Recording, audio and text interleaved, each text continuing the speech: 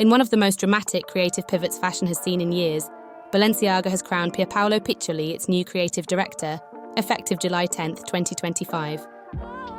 The news lands like a thunderclap, just as Demna exits stage left for Gucci, ending an era defined by dystopian theatrics, provocation, and polarizing aesthetics. Now, the house that once stood as a monument to pure beauty and architectural elegance is poised for a radical recalibration. Piccioli, master of romanticism, silhouette, and soul-stirring spectacle at Valentino, will unveil his first vision for Balenciaga this October at Paris Fashion Week. So what does this seismic shift mean for the future of the brand? And can Piccioli restore Balenciaga to its former glory, the house that Cristobal built on grace, grandeur, and empowered elegance? Welcome back to Superluxe. Subscribe for more luxury fashion culture content, and thank you for watching. If Cristóbal Balenciaga built a cathedral of elegance, Demna spent nearly a decade spray painting graffiti across its marble walls. His arrival at the house in 2015 was a jolt. Unapologetically subversive, defiantly anti-fashion, and armed with a vision that sought to dismantle beauty itself. Some would say he brought new relevance and a fresh perspective, rising to become one of the most talked-about brands in the industry. But at what cost? For years, Balenciaga under Demna revelled in dystopia. Couture was wrapped in caution tape, models stumbled through simulated war zones, and irony was elevated to an art form.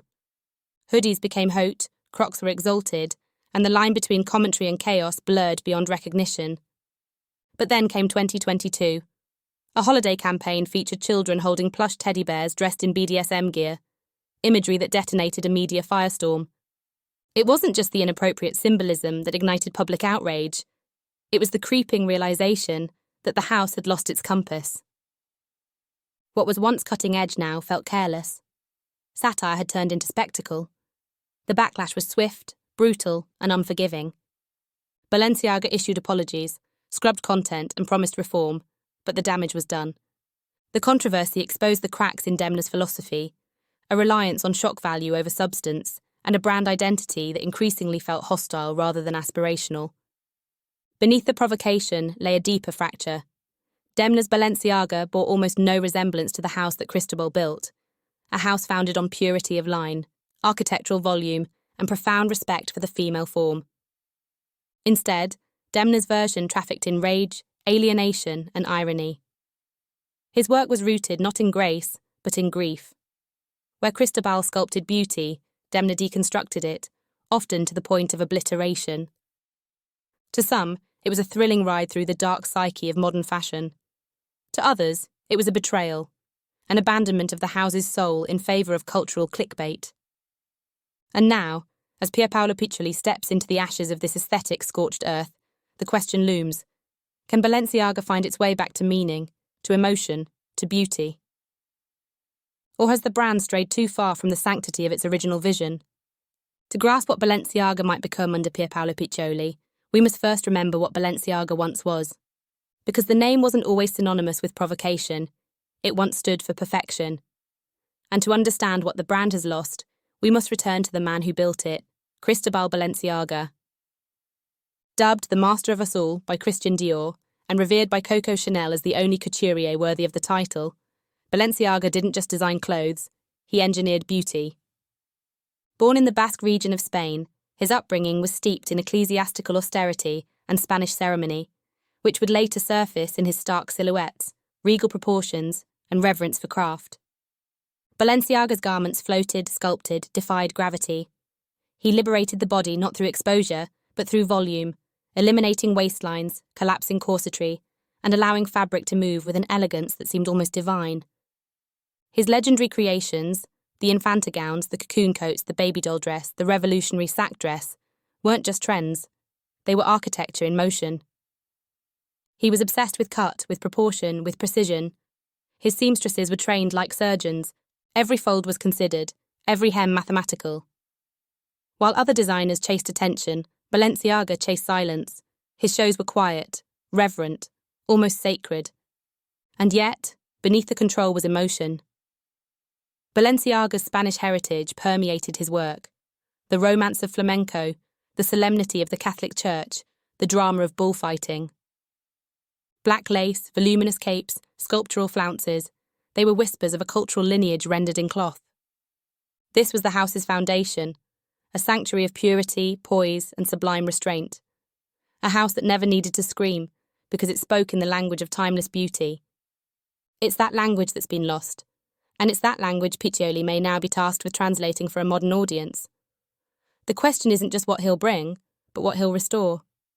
If Demna turned Balenciaga into a reflection of the world's harshest edges, Pierpaolo Piccioli has spent his career softening them. His work is an act of aesthetic resistance, against cynicism, against uniformity, against the belief that fashion must scream to be heard. Piccioli rose through the ranks at Valentino, initially working in accessories before becoming co-creative director with Maria Grazia Chiuri in 2008. When she departed for Dior in 2016, Piccioli assumed full creative control. That's when the house truly became his, and with it, a new visual language emerged, one drenched in romance, emotion, and radical sincerity. His design approach is rooted in classical couture techniques, but reimagined through a fiercely contemporary lens. Voluminous gowns, capes that float like relics from Renaissance paintings, and meticulous embroidery often act as canvases for modern ideals. Inclusivity, identity, and self-expression. Colour is one of his strongest tools, not just a visual cue, but a form of storytelling.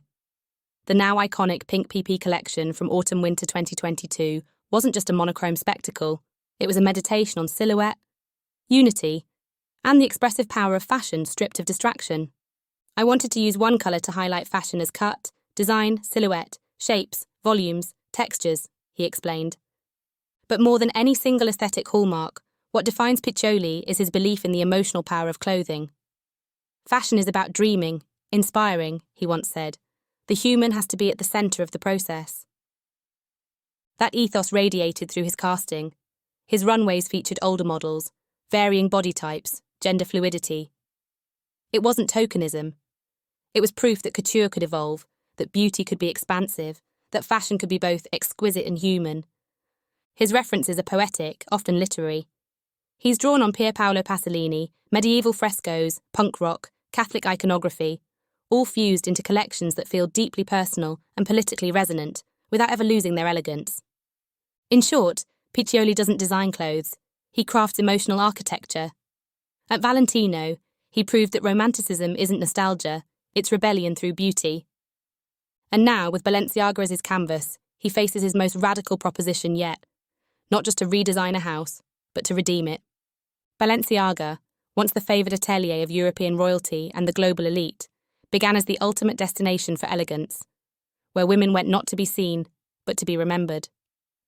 Under Cristobal, the house was synonymous with poise, precision, and a kind of glamour that whispered rather than shouted.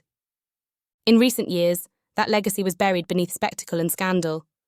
But with Pierpaolo Piccioli stepping in, the stage is set for an extraordinary reclamation. At Valentino, Piccioli didn't just reshape a brand, he reshaped cultural relevance. His couture reign made Valentino the definitive name on red carpets, beloved by actresses, icons, and the international fashion aristocracy. Zendaya, Florence Pugh, Anne Hathaway, and more turned to him for moments that required something more than a dress, something transcendent. He transformed Valentino into a house of occasion, of emotional opulence. Expect him to bring that same narrative-driven luxury to Balenciaga, repositioning it once more as a go-to for the world's most photographed, powerful, and style-literate. But this transformation won't stop at gowns and runways. One of Piccioli's quieter triumphs at Valentino was elevating the brand's accessory game to new commercial heights.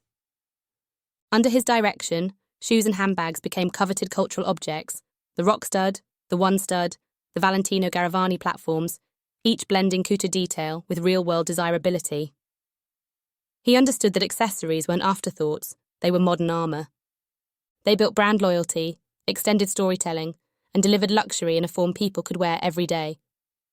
Balenciaga, despite Demna's reign of irony-laced success in this department, has in recent seasons struggled to balance concept with elegance.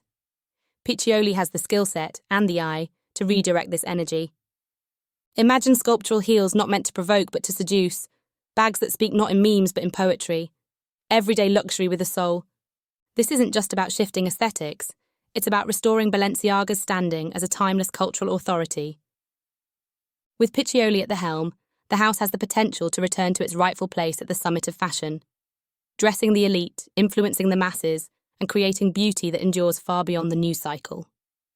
For the first time in years, Balenciaga's future doesn't look shocking, it looks sublime. Pierpaolo Piccioli's arrival at Balenciaga is more than a changing of the guard, it's a reckoning. A house once revered for its grace and purity now stands on the cusp of resurrection. And at the centre of this moment is a designer who believes in the radical power of beauty, in fashion not as provocation, but as poetry. The industry is holding its breath. Because this isn't just about new collections or fresh silhouettes, it's about legacy. It's about restoring Balenciaga to what it once was. The apex of elegance, the destination for the world's most discerning, and a name that conjures reverence, not outrage. Piccioli stands uniquely poised to navigate this dual mandate, to honour Cristobal's architectural precision and sense of quiet majesty, while also infusing the house with his own deeply human, emotionally resonant voice. If anyone can translate the codes of heritage into a language the present can understand, it's him. As Paris Fashion Week approaches, the question isn't whether Piccioli will change Balenciaga, it's how deeply he'll redefine it. Because for the first time in a long time, there's something stirring at the house of Balenciaga. Not controversy, not chaos, hope. Thanks so much for watching.